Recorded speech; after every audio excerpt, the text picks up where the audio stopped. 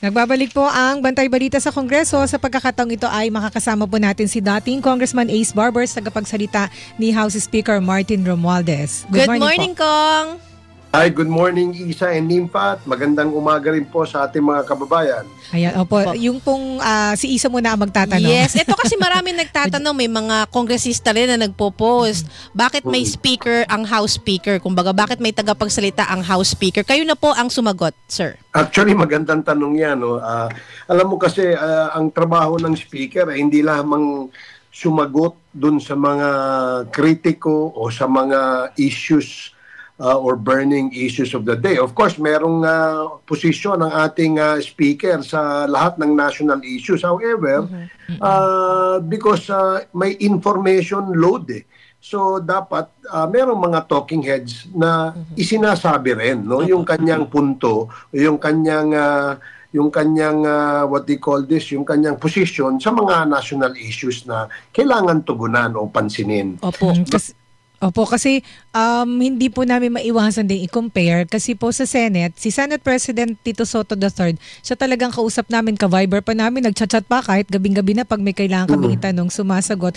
In fairness din kay Senator Chis Escudero, nung siya ang Senate President, ganun din po, wala siya sa thread namin, pero pag tinext namin direkta, sumasagot, minsan tatawag pa para mag-explain.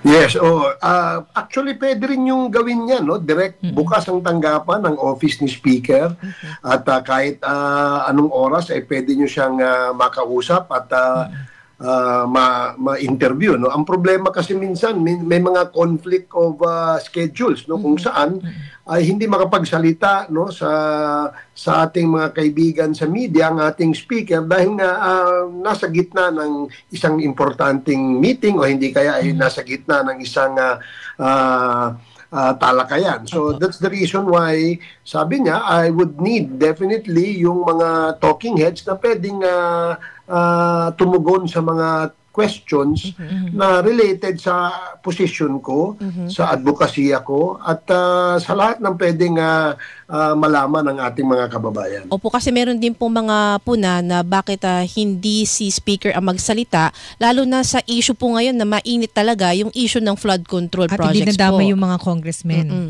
Well, I'm sure he has already given his statement. No? Nung mga nakaraang linggo, ilang sunod-sunod na araw yon siya ay nagpahayag ng kanyang posisyon, nagpahayag ng kanyang opinion, at nagpahayag ng kanyang sagot no dito sa mga issues na ibinabato sa Kongreso at ibinabato sa kanya. No, meron ngang nagsasabi na meron daw nanunuhol kay Speaker Romualdez kaya sinagot niya ito. Hindi ako pumapayag na suhulan at hindi pwedeng i-tolerate ko yung panunuhol. Yan magandang statements yan. I just don't kung ito ba'y nakarating no sa ating mga kaibigan sa media o majority sa ating mga kaibigan sa media. But ang ating speaker ay tumutugon no sa mga tanong, tumutugon sa mga issues.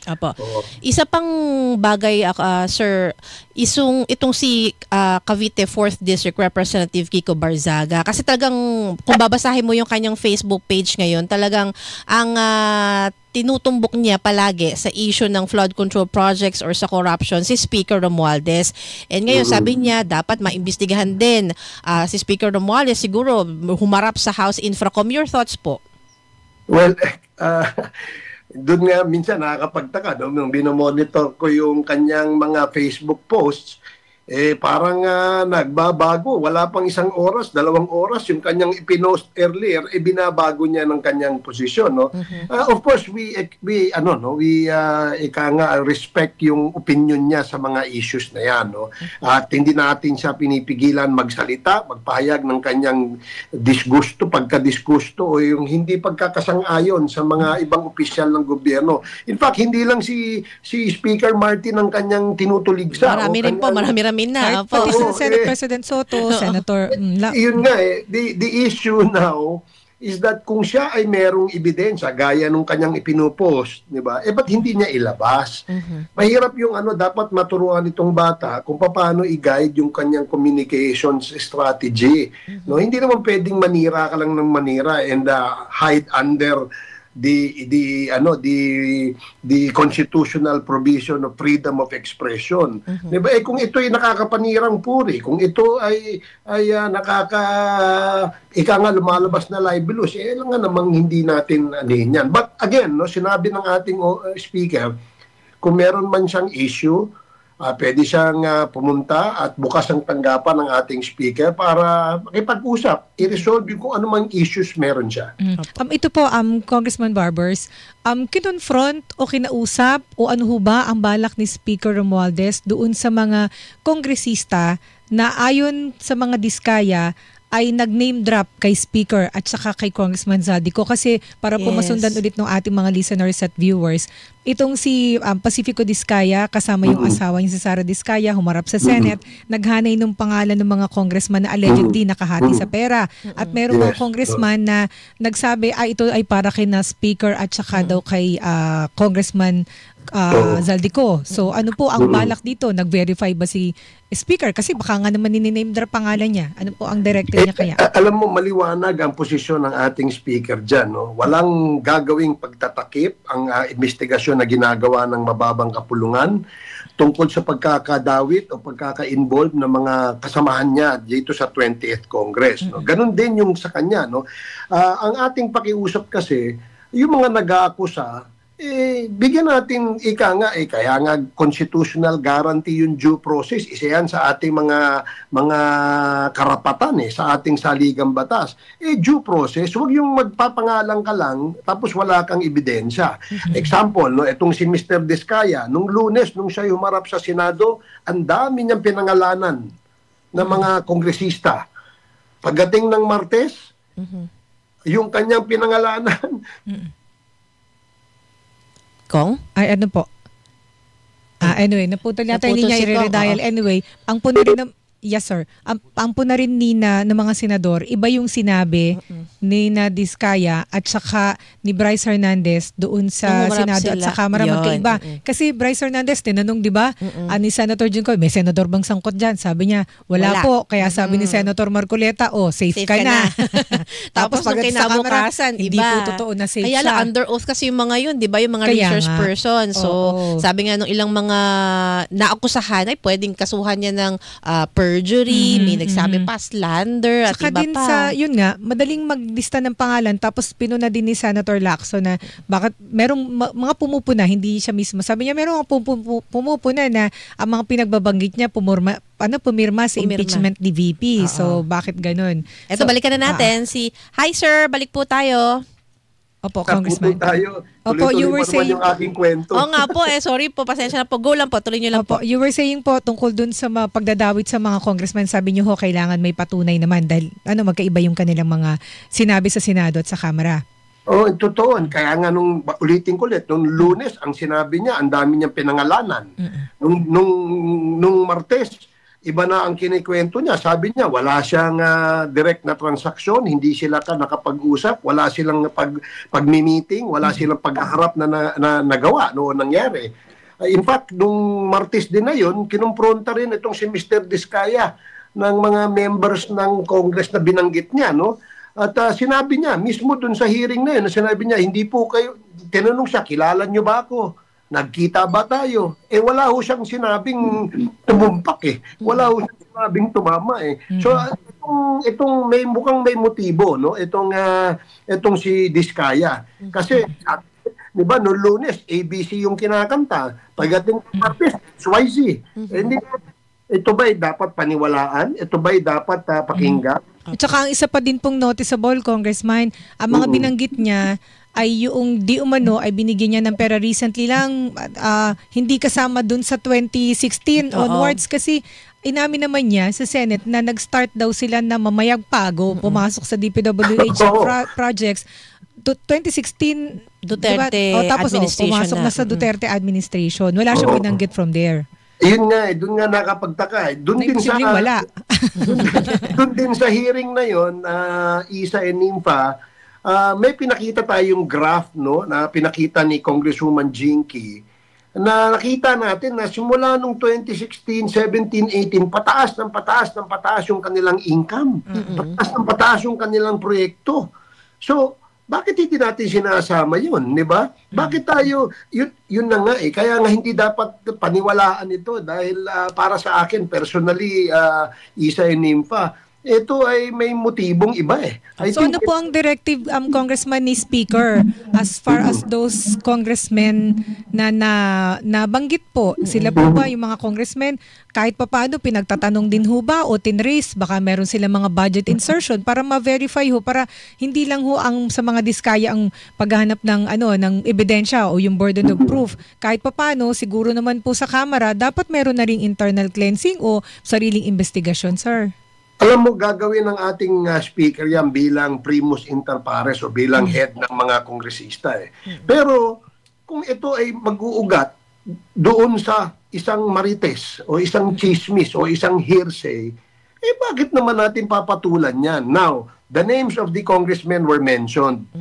And halos lahat nung nabanggit doon ay walang direktang pakikipag-ugnayan kay Diskaya. In other words, ito'y nag-iimbento.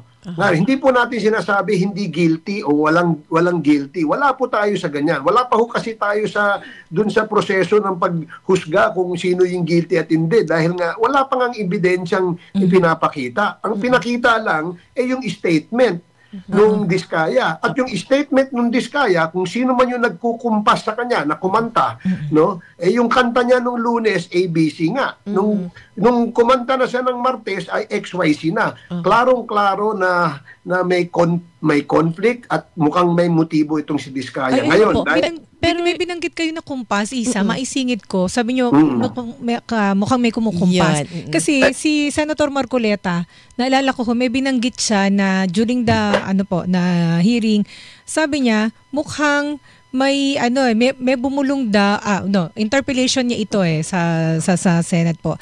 Mukha daw may nag-coach, mukhang may nag-coach na congressman doon sa mga Diskaya at para sabihin ng Diskaya na magdamay ka ng senador.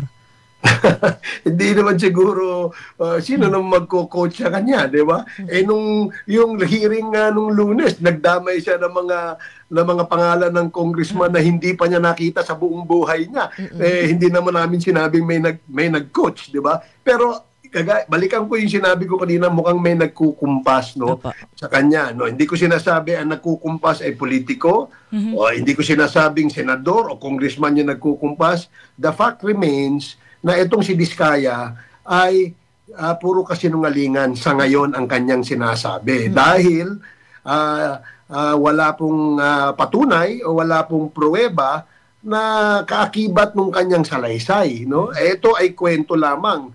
At nung siya'y tinanong tungkol dito sa kanyang salaysay, hindi niya po nabigyan ng diin na itong mga binanggit niya na mga apparently involved dun sa usapin, ay nakausap niyang direkta, magkakilala silang personal, o hindi kaya nakapag-usap, nakapagpulong sila tungkol sa isang proyekto. Dahil hindi po gawain ng congressman yan. Di ba? Mukhang maaaring may pagtatakip. Akin lamang ito, Isa and Nympha, mukhang may pinagtatakpan ito. Mukhang, sabi ko nga, may kumukumpas at yung kumukumpas ay maaaring yun ang pinagtatakpan. Kaya nga nakakalungkot alam mo, mahirap maghusga kung wala tayong ebidensya. Gaya nga ng sinabi ng ating saligang batas, isang karapatan natin yung sinasabing due process. Ayun nga diba? po. Tama po. Ako last question na lang po, Congressman Barbers. Kasi nito mga nakalipas na araw, hindi mawala-wala yung mga chismis or mga bali-balita na papalitan si House Speaker Ferdinand Martin Romualdez. Ang biruan nga sa media last week, safe ngayon si Speaker kasi walang pagpapalit ng leadership. This week ba, sir, mayroon bang paggalaw sa House leadership po? Gagaya nung sinabi ko nung mga nakaraang interviews, sa ngayon ay 90% ang nasa likod ng ating liderato sa Kongreso sa pangunguna ni Speaker Martin Romualdez. Lahat po ng party leaders ng iba't ibang political party sa ating bansa ay pumunta sa kanya at nagpahayag ng kanilang suporta. Kung meron mang ingay na sinasabing magkakaroon ng palitan, parang siguro sa iilan. Hindi naman po natin ma-please ang everybody, ika nga. But the fact remains that ang pagpapalit ng liderato kailangan may numero. Kung walang numero, wala pong pagpapalit. At walang rason para palitan, no, ang ating Speaker Romualdez dahil nakitang-kita naman sa performance ng mababang kapulungan, no? Sa lahat ng legislative agenda ng ating administrasyon ng BBM ay 95% po ng proposed legislation ay inaprubahan sa lower house. At lahat po yan ay nakasuporta sa programa tungo sa ating sinasabing bagong Pilipinas. Ayan. And with that po, sir, maraming pong salamat sa ulitin po. Madalas ka namin makikita ngayon ulit sa house. Salamat po, Congressman. Salamat sa inyo, Isa and Nimpa, and more power ulit sa inyo. Thank you so much po. Yan po si former Representative Robert Ace Barbers, ang tagapagsalita ngayon ni House Speaker Ferdinand Martin Romualdez. Maraming mga aasahan sa mga susunod na araw sa Kamara, gayon din sa Senado. Sa September 18 po yung ni-schedule na muling pagdinig ng Senate Blue Ribbon Committee tungkol dito sa flood control project. So,